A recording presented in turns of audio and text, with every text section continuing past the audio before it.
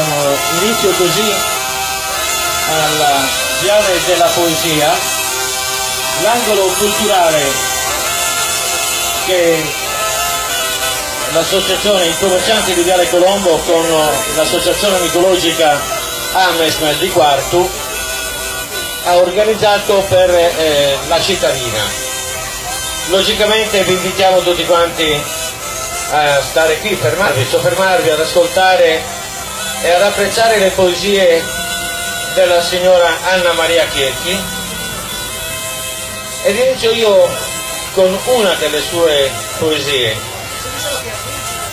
una poesia molto bella che mi auguro di saper recitare come si deve. È sera, è notte ormai, e quindi c'è la luna per i suoi 3/4, ma ne vediamo solo una faccia, solo una parte, una luna che splende alta nel cielo, che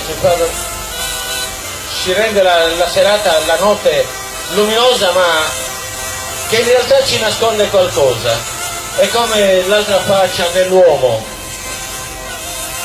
è la faccia dell'uomo che non vedi, la faccia dell'uomo che fa buon viso al cattivo gioco. E allora luna che non vedi di Anna Maria Chierchi, che poi proseguirà con la lettura delle sue poesie col sottofondo della Launitas. Luna che non vedi, l'altra faccia della luna, quella che non vedi, senza erba, neve e nessun fiume. Nella tua notte eterna solo le stelle possono vederti.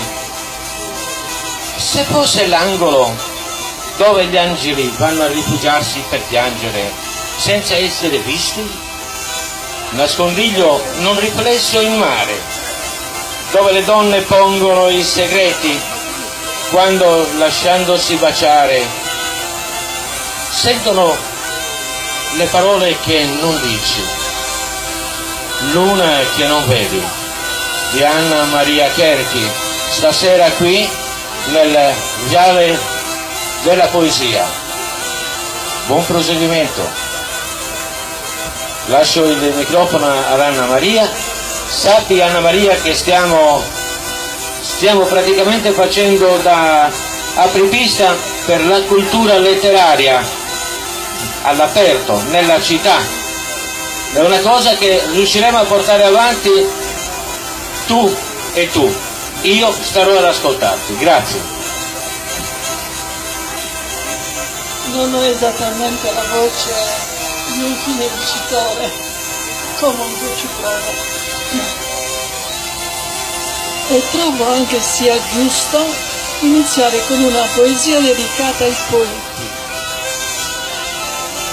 Amabile poeta, come una rosa n'avvolge il tuo profumo, regina per tua mano.